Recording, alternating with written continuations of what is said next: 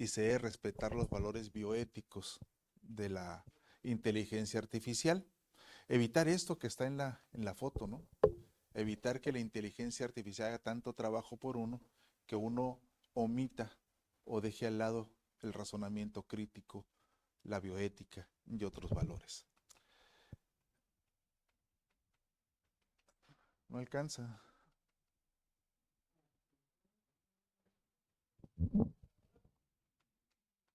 Ok, fíjense, vamos a platicar un poquito del inicio de este proceso de revolución que es la inteligencia artificial. Y el concepto de inteligencia artificial se remonta a 1950, quizá fueron los primeros pasos que dio la inteligencia artificial con Alan Turing, que él desarrolló una prueba que se llama de Turing, que se trataba de identificar si el humano podía ver una máquina y asegurarse que estaba platicando con una máquina.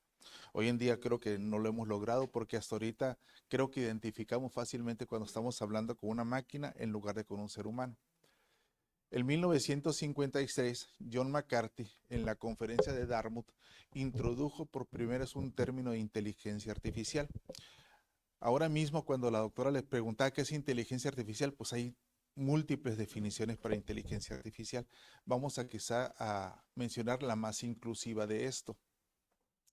Entre los 80 y 90, la inteligencia artificial avanzó muy rápido, muy vigorosamente en todos los entornos clínicos.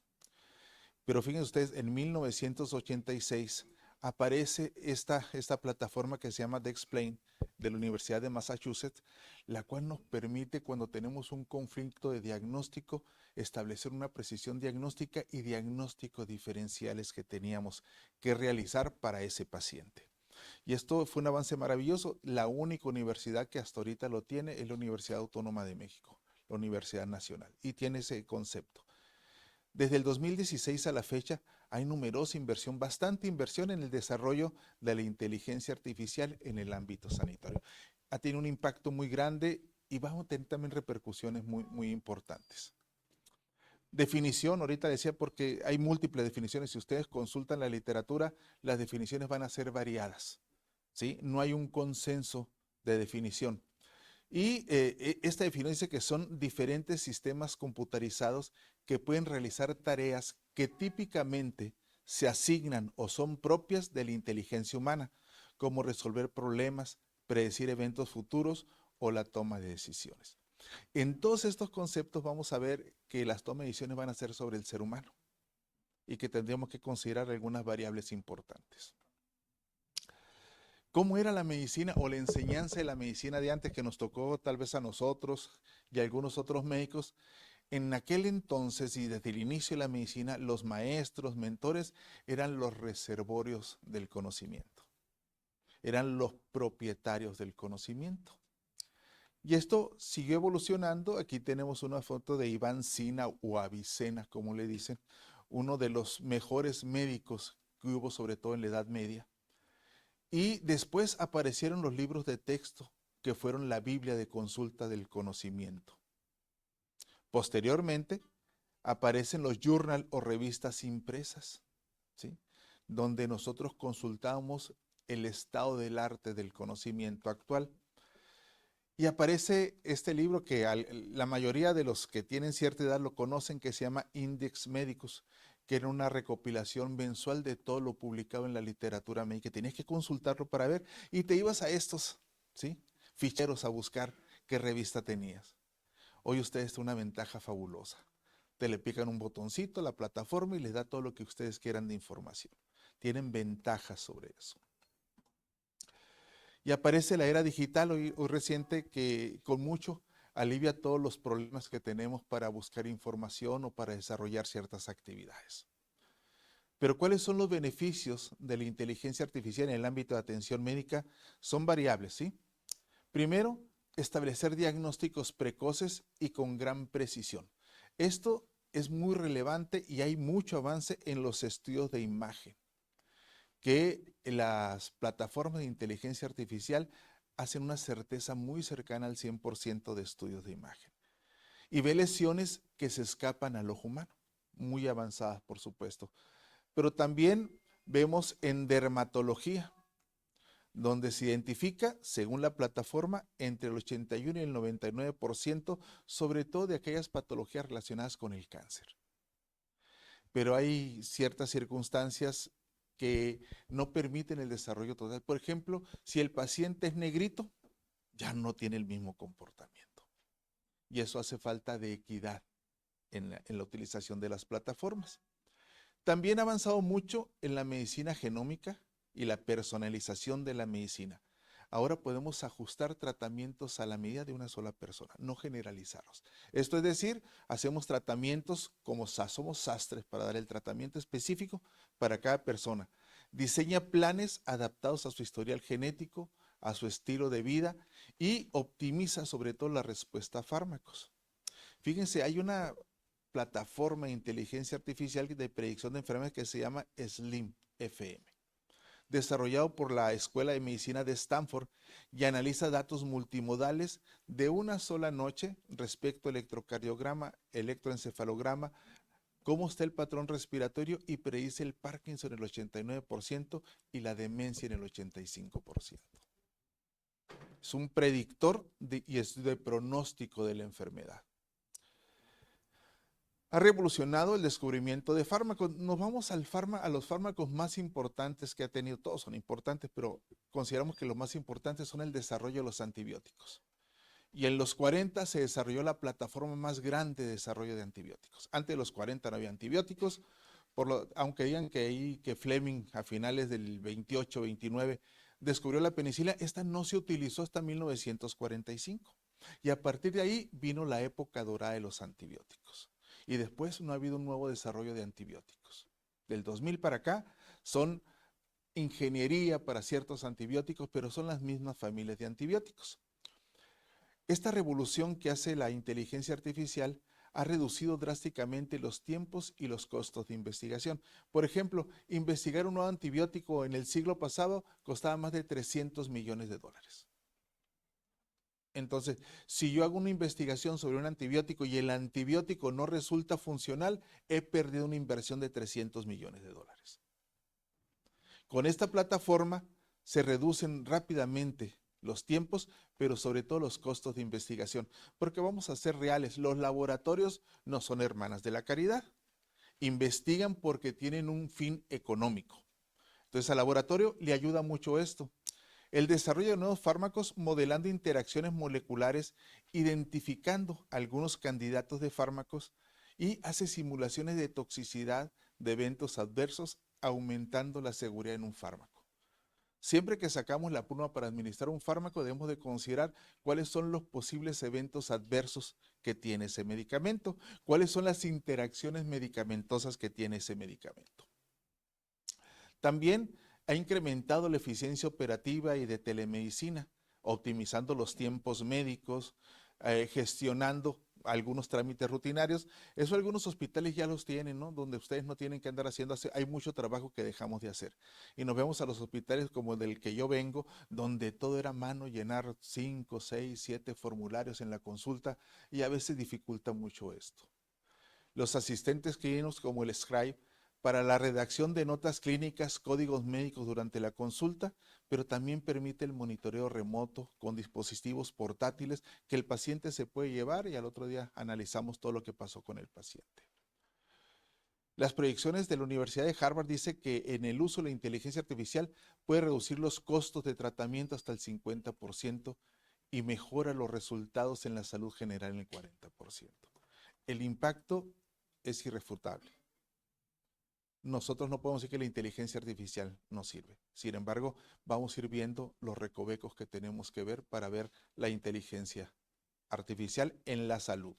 Y cuando hablo de salud es de atención médica, de diagnóstico, pero también en la enseñanza de la medicina.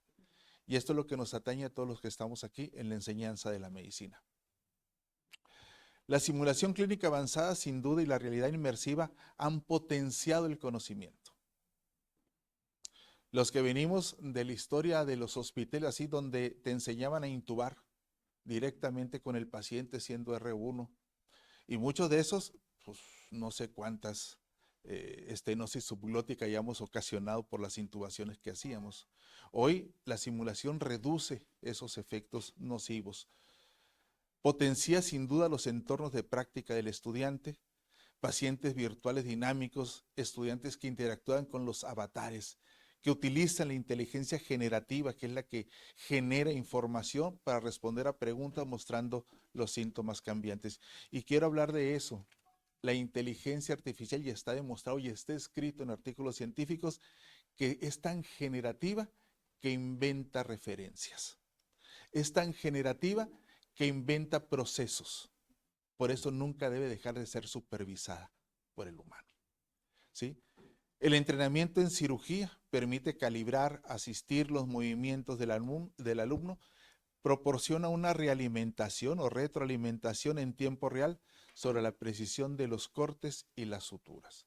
Hoy más existe todo, ya hasta aquí, por ejemplo, el San José tiene el famoso Da Vinci, en el cual pueden operar remotamente con una precisión quirúrgica muy importante, pero requiere capacitación, jóvenes, y supervisión.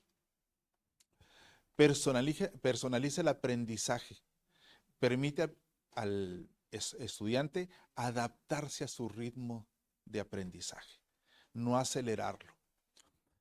En estas circunstancias que tenemos, a veces aceleramos el conocimiento y los presionamos porque van a tener un examen pasado mañana.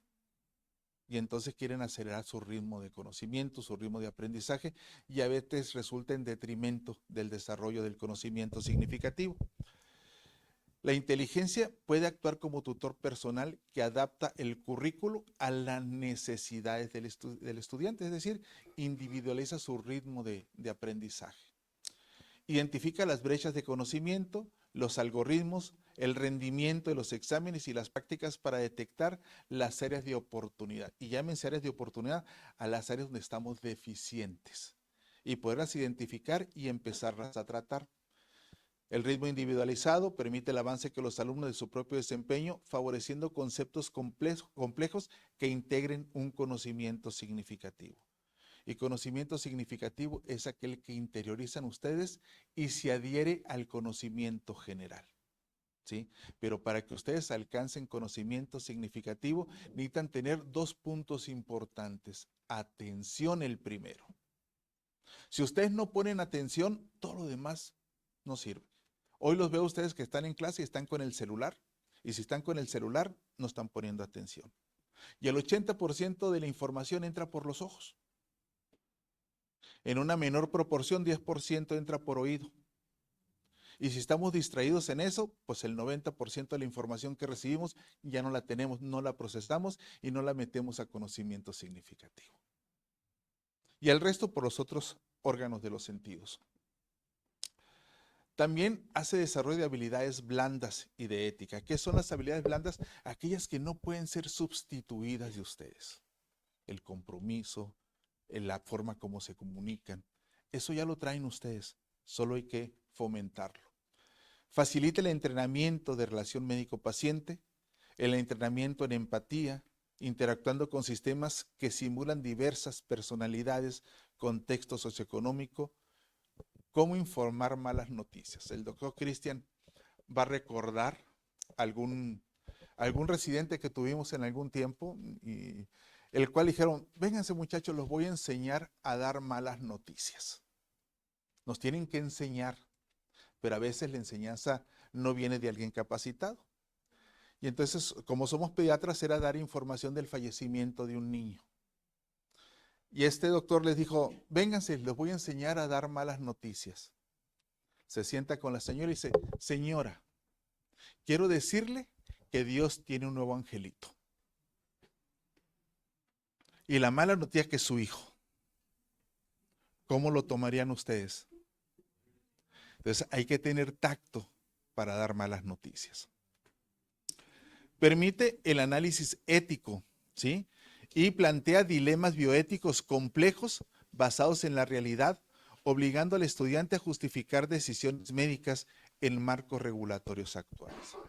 Primero, y lo vamos a ver durante la plática, la inteligencia artificial no está regulada, no hay gobernanza en México para la inteligencia artificial. Quiere decir que yo puedo hacer lo que yo quiera.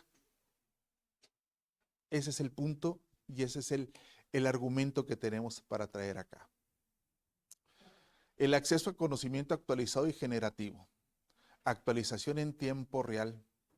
Pediatría, promedio se escriben 30,000 artículos al mes. ¿Quién puede leer 30,000 artículos? Entonces nos tienen que enseñar a seleccionar lo que vamos a leer. Asistencia de investigación. Aquí hay un punto muy importante porque este tipo de plataformas nos ayuda a estructurar protocolos de investigación. Y entonces, ¿qué hace el investigador? ¿Cuál es la pregunta de investigación que quiere? ¿Lo que la inteligencia artificial les sugiere o lo que ustedes quieren investigar? En principio, un trabajo de investigación nace porque yo tengo una curiosidad que quiero resolver. Entonces tienen que tener eso ustedes, no solo meterlo a la inteligencia artificial. Eficiencia de evaluación con una alimentación, una realimentación inmediata y con evaluación de competencias. Hoy todas las medicinas se basan en la adquisición de competencias. ¿Cuáles son los conflictos bioéticos de la inteligencia artificial en la atención médica? No estoy hablando de la enseñanza, solo en la atención médica. Fíjense ustedes, la ética y gobernanza de la inteligencia artificial debe estar distribuida en todos los países, debe ser homogénea.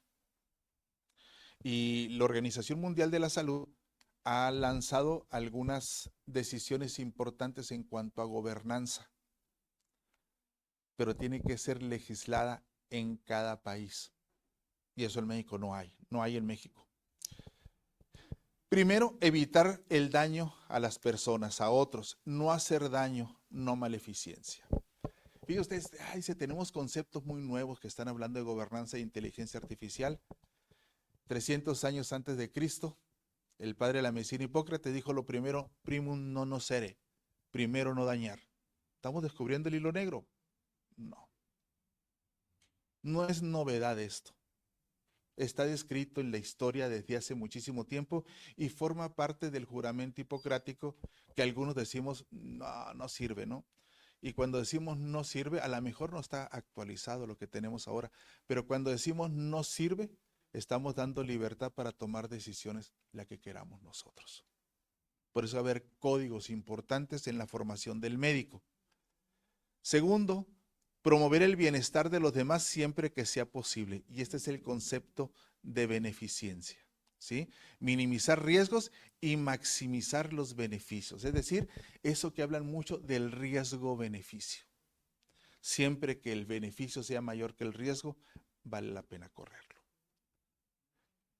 Garantizar un trato justo, evitar la discriminación, la negligencia, la manipulación, la dominación y el abuso. Este término es de justicia y equidad. Es decir, la mayoría de los países desarrollados que han desarrollado sistemas de inteligencia artificial que alimentan los algoritmos para el cual se toman decisiones, no fueron en países del cinturón de la miseria de Sudáfrica. No fueron en países de bajos ingresos. Y eso genera un sesgo en la información recabada porque es un tipo de población suficiente con poder económico para poder disponer de estos dispositivos. Debe respetarse los intereses de las personas. Es decir, el paciente tiene derecho a decir qué es lo que quiere. Y a eso se llama autonomía y respeto. Y son conflictos bioéticos que debemos de analizar todos los que estamos aquí, porque todos llevamos a la carrera o a la ciencia más humana o la más humana de las ciencias, que es la medicina. Estamos con vidas humanas y con seres humanos. La inteligencia artificial ha generado conflictos significativos en la atención médica que desafían sin duda ponen en conflicto, desafían los pilares de la bioética, de autonomía, beneficencia, no maleficencia y justicia. Cuando los algoritmos ven, a ellos los programadores dicen la caja negra, y es mi secreto porque yo soy la empresa que la está haciendo.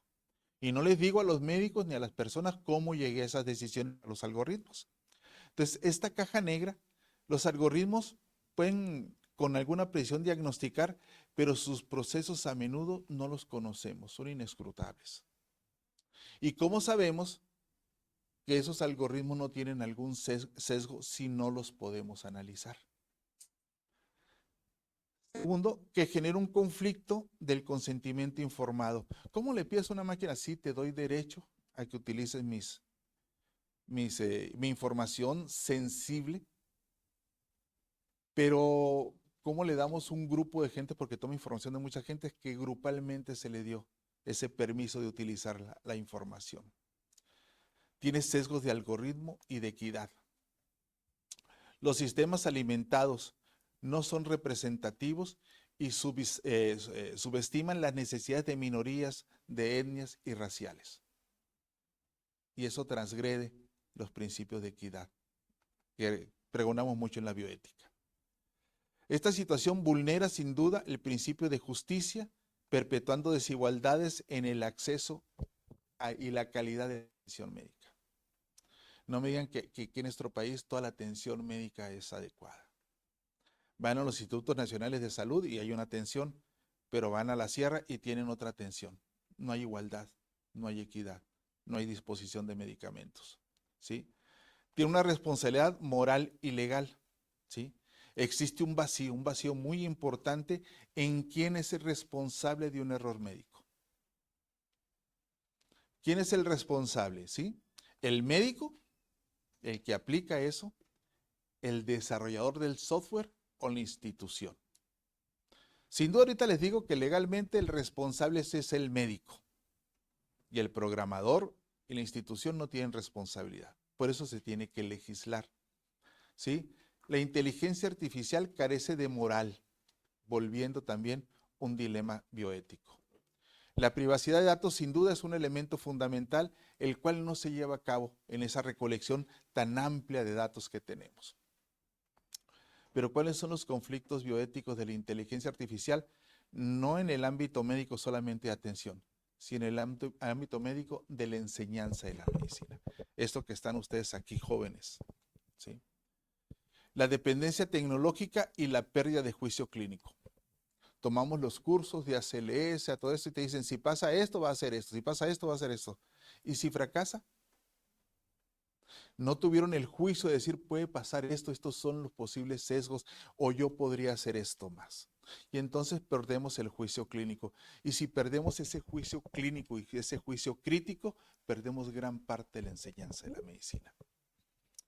El uso excesivo de herramientas diagnósticas por parte del estudiante pone en riesgo el desarrollo de juicio clínico, pero sobre todo de esto que se llama pensamiento crítico, aquel que me hace analizar las cosas para poder tomar la mejor decisión. Y eso requiere una formación académica completa.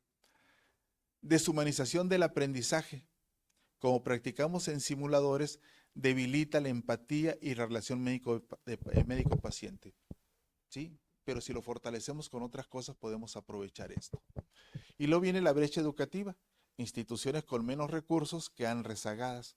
Por ejemplo, yo tengo un desarrollo de ciertos simuladores, pero te vas a escuelas que no tienen, escuelas generalmente públicas que no tienen eso, y entonces hay una brecha en cuanto a la disposición de estos elementos, ¿sí? ¿Cuáles son las perspectivas de la bioética actual? ¿Sí? La inteligencia artificial ha introducido una extensa y rápida crecimiento en diferentes ámbitos de la medicina. Es incuestionable las aportaciones de diagnóstico y tratamiento. Quiero que entiendan que no estamos enjuiciando a la inteligencia artificial. Estamos quizás sentando las bases para que sea utilizada de una mejor forma y que podamos sacarle provecho todos. Sin duda es el futuro de la medicina. No obstante, el desarrollo de la inteligencia artificial involucra aspectos bioéticos que deben discutirse. Que el usuario esté bien informado si está interactuando con un humano o con un sistema de inteligencia artificial. Segundo, debe garantizarse el anonimato total del paciente. Tercero, debe garantizarse la protección de sus datos sensibles utilizados para el desarrollo del sistema, tanto los aportados individualmente como los resultantes de una suma de todos los pacientes, de las masas de pacientes que proporcionan sus datos. Es indispensable evitar sesgos del sistema que incluya los datos determinados, estratos o perfiles. Que el sistema debe tener un resultado justo y libre de prejuicios. Le voy a decir algo que sucedía mucho tiempo antes. con los pacientes con VIH. Llegaba el paciente en aquel tiempo donde el conocimiento era pobre sobre VIH y eran rezagados y excluidos. Pasó recientemente con el COVID, tiene COVID y decían los médicos que lo vea aquel, ¿sí? Cuando la responsabilidad es del que está presente al momento, independientemente de los riesgos. El sistema debe tener resultados justos y libre de prejuicios, pero sobre todo esto, jóvenes, debe existir supervisión humana siempre, pero ese humano debe estar capacitado. No nomás yo lo vi, ¿no? Hay que tener una capacitación sobre esto. Respecto a la responsabilidad, debe discutirse quién es el responsable sobre la programación, ¿no? Y debe garantizarse la transparencia y funcionamiento de los sistemas, de los algoritmos empleados. Es decir, el programador decirles, este sistema empleé en la caja negra para tocar los algoritmos. Si no sucede eso, ustedes están viendo algo que no saben cómo sucedió. Y hay un sesgo muy importante esto. Seguimos con asegurar la seguridad del nivel de protección de datos personales, guardando siempre estos límites éticos y bioéticos, equidad en el acceso de tecnologías, transparencia, aplicabilidad de los algoritmos de la inteligencia artificial y sobre todo resaltar la importancia de la supervisión ética constante y asegurar que la inteligencia artificial no rompa los principios bioéticos. Siempre deben de estar presentes al momento que hacemos. Como les decía, en México existe una ausencia en la legislación sobre la utilización de la inteligencia artificial, mientras nuestros legisladores toman la decisión de analizar la inteligencia artificial, por lo menos debemos de tomar en cuenta las pautas expresadas por la OMS sobre la utilización de la inteligencia artificial en salud. Y están bien descritas, son como 198 páginas para que las puedan leer, ¿sí? Establece 6 principios fundamentales en la gobernanza, es decir, en la reglamentación, en ese marco de reglamentación de la inteligencia artificial en el sector salud. Autonomía, se repiten muchos términos porque son importantes. Autonomía, proteger la capacidad de decisión de los seres humanos. Bienestar y seguridad, promover el interés público, sobre todo no de un solo paciente y la seguridad del paciente. Transparencia, asegurarnos que los algoritmos sean explicables y que los entendamos, ¿sí? Si no hacemos eso, vamos fuera de los valores de la bioética. Responsabilidad, definir claramente quién rinde cuentas en los fallos del sistema. Equidad e inclusión, evitar que se discriminen poblaciones minoritarias, etnias en cualquier parte del mundo. Y sostenibilidad, fomentar una inteligencia receptiva y ambientalmente responsable. ¿Qué conclusiones podemos tomar de la utilización de la inteligencia artificial en medicina? Primero, asegurar, como les digo, ese marco de gobernanza, ese marco que nuestros legisladores deben darle a la inteligencia, al uso de la inteligencia artificial. Fortalecer los comités de bioética de cada institución. Esto es importantísimo, que supervisen la integración de la inteligencia artificial en la práctica médica, pero solo como esta unidad, que es una unidad de educación, la presencia de educación médica. Las nuevas tecnologías son prometedoras, sin duda, y van a haber mejores tecnologías que nos van a permitir mejorar en diagnóstico, tratamiento, investigación sanitaria, desarrollo de fármacos, educación médica, siempre que se realicen esto, en un marco de respeto de los derechos humanos, que respete los pilares bioéticos durante su implementación. Es mucho de repetir lo mismo. ¿Cuáles son los tipos de inteligencia? Una revisión hasta el 2025, las más importantes y que las tienen un mejor desempeño. La inteligencia artificial basada en el aprendizaje automático. Permite hacer diagnóstico de enfermedades, identificación de patrones de imágenes. Hoy los radiólogos que tienen acceso a la inteligencia artificial pueden someter todos los estudios y pueden comparar cuál es la especificidad entre la máquina y ellos. Y sin duda la máquina supera a veces. Pero hay pequeños datos que si yo tengo la experiencia y la máquina nunca lo ha visto, yo soy superior a la máquina. Redes neuronales artificiales con la interpretación también de imágenes médicas, análisis de señales biomédicas como electroencefalograma, electrocardiograma y detección de patrones genómicos, de aprendizaje profundo, diagnóstico de imágenes, procesamiento de lenguaje natural y análisis de registros médicos. Procesamiento de lenguaje natural, asistentes virtuales médicos, extracción de información de la literatura médica. Sistemas de expertos, sistemas de apoyo para las decisiones clínicas, generación de guías de diagnóstico y tratamiento y creación de planes de tratamiento. Yo siempre he dicho, las guías son esenciales, pero no nos vamos a basar solo en la guía. Por ejemplo, les digo yo, la guía dice, si ustedes tienen esta infección, le van a dar este antibiótico, pero la guía no sabe qué perfil de resistencia, susceptibilidad tiene esa área. Por lo tanto, no siempre van a depender. Sí, es que la guía me dijo, sí, pero también debe tener la información. ¿Cuál es el perfil de resistencia de esta región? Incluso, joven, la resistencia varía de hospital a hospital. Hablo de la resistencia antibiótica. Por lo tanto, la guía no me dice qué antibiótico voy a poner. Medicina robótica, sobre todo en cirugía, ¿no? Pero también en rehabilitación y la asistencia para cuidados con pacientes con limitaciones físicas. La inteligencia en artificial, medicina personalizada, personalización de tratamientos en función de datos genéticos, predicción de respuesta a medicamentos, identificación de biomarcadores en el desarrollo de la terapia. Y ahorita tenemos un sinnúmero de biomarcadores en muchas circunstancias de la medicina. Algoritmos de visión por computadora, diagnóstico de imágenes médicas y análisis de imágenes histopatológicas. Así como antes teníamos que ver, por ejemplo, si tienen un virus sincicial respiratorio y dicen, ¿por qué le llaman sincicial respiratorio? Ah, porque forma sincicios. Si ustedes una muestra, la tienen que ver al microscopio y decir, mira, aquí hay sincicios. Lo más probable es que sea sincicial respiratorio. Hay otros que producen cuerpos de inclusión que podemos verlos. Y agentes de inteligencia que permiten monitorear los sistemas de recordatorio de medicamentos, de pacientes, interacción de pacientes y recopilación de información de consultas, asistencia a los médicos en tareas administrativas. Hoy los muchachos de hoy, ellos programan su consulta a través de ciertas plataformas y no tienen que estar ahí en el consultorio todo el tiempo. Algoritmos de optimización y planificación, programación de horarios y recursos de quirófano, medicamentos y modelos de simulación predictiva, predicción de avance de una pandemia, así como el doctor Cristian ahí saca sus curvas. Bueno, y hay modelos que permiten ver la predicción, por ejemplo, cómo sucedió el COVID. Y jóvenes, las pandemias, esta no se acabó, va a haber muchas más. A lo mejor nos tocan a nosotros, pero a ustedes seguro les va a tocar.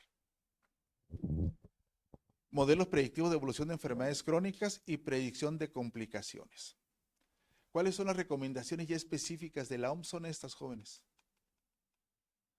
Usar con cautela las herramientas de inteligencia artificial. No dice, no las use, utilícelas juiciosamente. Es prioritario preservar los principios fundamentales de seguridad, autonomía y bienestar en la inteligencia artificial. No se duda del papel de la inteligencia artificial en la biomedicina, pero resulta indispensable validar las aplicaciones en función de la transparencia. Adopción de precipitada de nuevas herramientas de inteligencia artificial puede generar errores y sesgos en la interpretación de la inteligencia. Es importante la transparencia y la recolección de datos en los algoritmos y los sistemas deben ser validados y tutelados por inteligencias humanas siempre, pero la inteligencia humana debe ser experta.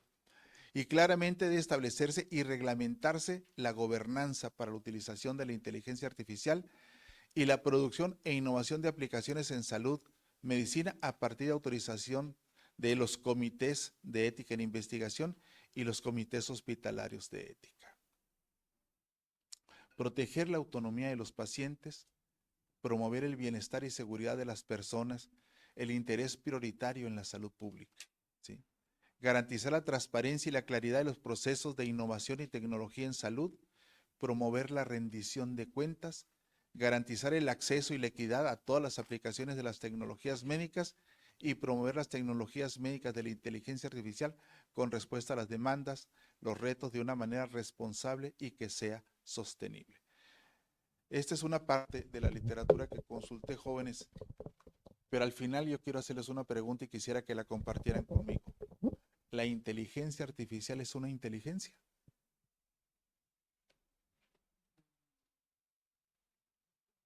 Y es una pregunta para reflexión. Adelante, doctor. Pues la inteligencia va a tener algoritmos, como usted dijo, se van a ir actualizando.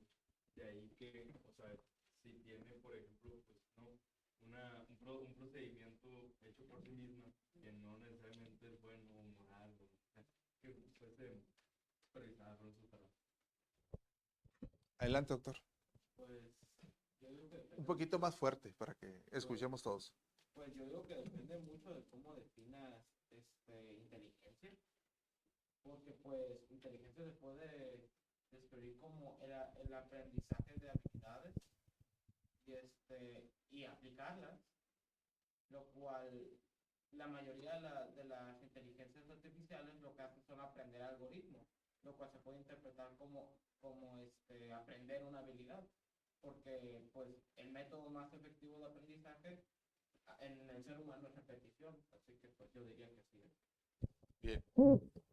Podemos tener diferentes opiniones, pero es algo que les dejo para la reflexión. ¿Es o no es estas plataformas una medida de inteligencia? Y habrá cuestionamientos muy importantes y algunos irrefutables donde dice, la máquina solo recopila información y te la da. La depura y te la da. Pero la verdadera inteligencia es hacer un juicio crítico sobre esto, ver los posibles sesgos que puedan existir en esa caja negra que tú no sabes, que nadie sabe, porque yo como parte de la empresa que programo, digo, es mi información y esto me genera dinero, no la puedo compartir con todos. ¿Dónde están los sesgos? No sabemos, porque desconocemos la información. Pero sin duda, jóvenes, esta pregunta es importante, ¿es realmente una inteligencia o es una herramienta para mejorar la atención médica? Que sin duda eso no está en duda, ¿no? Ni queremos satanizar la inteligencia artificial. Va a ser el futuro de la medicina. Pero hoy por hoy tenemos que analizarla de esta forma. Muchas gracias, jóvenes.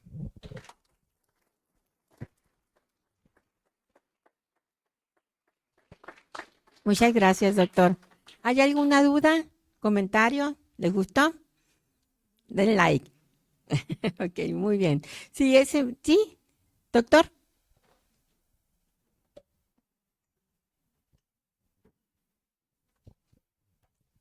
Bueno, sin duda debo felicitar al doctor Cano, ya conocido en el medio como un excelente médico e investigador y en la actualidad dedicado también a la cuestión de la bioética. Este tema, sin duda, que es un tema muy relevante que va a dar para más. Esto, como dicen por ahí los expertos, que la inteligencia artificial llegó para quedarse y va a evolucionar y va a cambiar nuestras vidas. E incluso algunos dicen que hasta nos va a sustituir. Pero en fin, ahorita en la actualidad, efectivamente debemos de ser cautos, o sea, aprovecharlo como una herramienta que pues, nos puede ayudar a mejorar nuestras habilidades, no a sustituirlas, porque el médico, el ser humano como tal, tiene otras capacidades que posiblemente una máquina no las tenga o un algoritmo no las pueda desarrollar, pero que a fin de cuentas, como eso evolutivo, eso también puede suceder que a lo mejor dentro de 5 años estaríamos hablando de otro ambiente, ¿no? De otra situación. Efectivamente, en medicina y en educación y en el aspecto bioético es que definitivamente no puede sustituir al ser humano. Los seres humanos nos basamos en valores. Y la bioética está basada en valores. Fundamentalmente, los acaba de mencionar el doctor aquí, que se divide básicamente en lo que mencionaron, ¿no? En la autonomía, la libertad de tomar decisiones del paciente, cómo una máquina puede estar sensibilizada para entender ese aspecto importante que es la autonomía y la libertad de un paciente de decidir. Es solamente el médico, o solamente el bioeticista o el médico que está dedicado a esto lo puede determinar.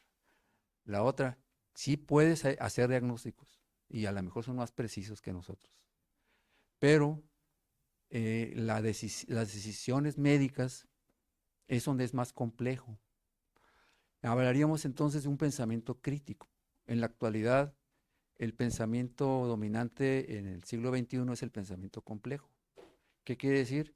Que no es tan fácil, y lo estamos viendo aquí. Que pudiera ser que parezca muy obvio que esto es un gran avance, pero no lo sabemos exactamente hasta dónde vamos a llegar. En la actualidad yo puedo decir que desde el punto de vista educativo, sí puede que generar sesgos. Ya Yo no soy ningún experto y la inteligencia artificial apenas estoy entendiendo, pero sé que la inteligencia artificial, por ejemplo, en los trabajos académicos, ya me meto en eso, sí puede generar grandes sesgos en la educación y en la formación de los alumnos, porque ya está habiendo, y eso lo voy a decir francamente, sesgos en la educación, sobre todo en medicina. Los médicos deben desarrollar criterio, y el criterio se desarrolla básicamente en el día a día, en el conocimiento, para que ese conocimiento nos sirva para desarrollar habilidades, y esas habilidades deben tener un fondo común que son los valores. Y aquí hablamos de competencias. Y las competencias es el modelo más universal que hay en la actualidad, sobre todo en la medicina. Y eso nos queda como pendientes de determinar si realmente, por ejemplo, en mi caso, yo le pido a un alumno que haga un ensayo. Y va a haber la tentación de que el alumno va a utilizar la inteligencia artificial y me lo va a poner y yo lo voy a ver porque ya me pasó.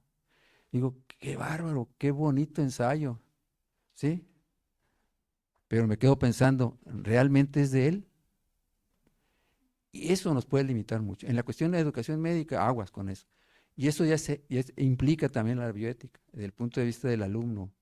¿Qué está haciendo el alumno para formarse si en realidad está haciendo trampa? Cuidado con eso. Eso es lo que en la actualidad tenemos, ¿verdad? Y los maestros debemos tener mucho cuidado. En el aspecto bioético, yo definitivamente no tendría que vigilar muy bien esos aspectos porque no es, no es tan fácil, ¿verdad? No es tan fácil. La bioética es una ciencia también. Y como cualquiera, depende del conocimiento científico y como tal, debemos usar el pensamiento racional. No son simples emociones, son valores, pero basados fundamentalmente en el pensamiento racional. Muy bien, pues felicidades al doctor. Realmente el día de hoy, yo voy a ser honesto, yo aprendí algunos aspectos importantes de la inteligencia artificial que yo las veía como algo difícil para mí. Todavía me cuesta trabajo, pero lo que sí estoy viendo que en mi experiencia ya como docente es que el panorama está con riesgo de sesgos educativos. Es todo. Muchas gracias, doctor.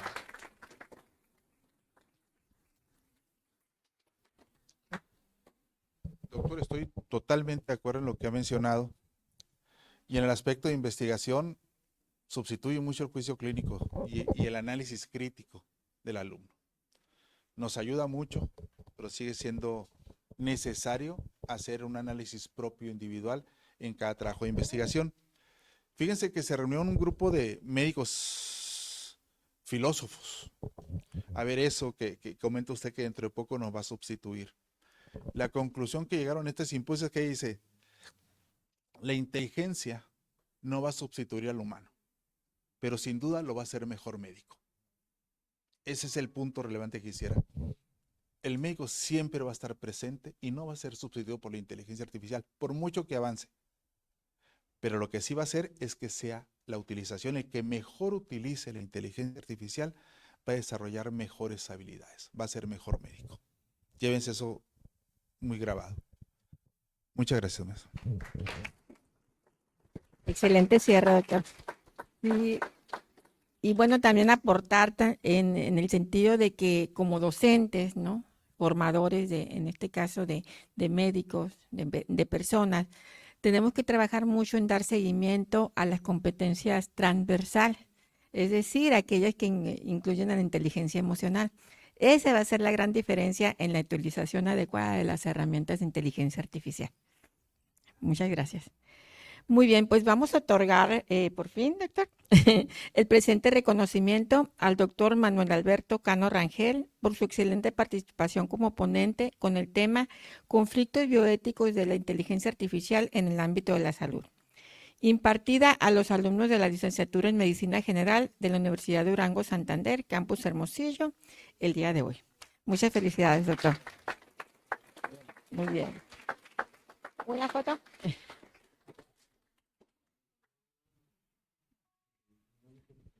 Muy bien, muchas Muy bien. Muchas gracias, doctor. Muchas gracias, alumnos. Gracias por estar aquí, estar presentes, conscientes y atentos. Era lo importante. Gracias.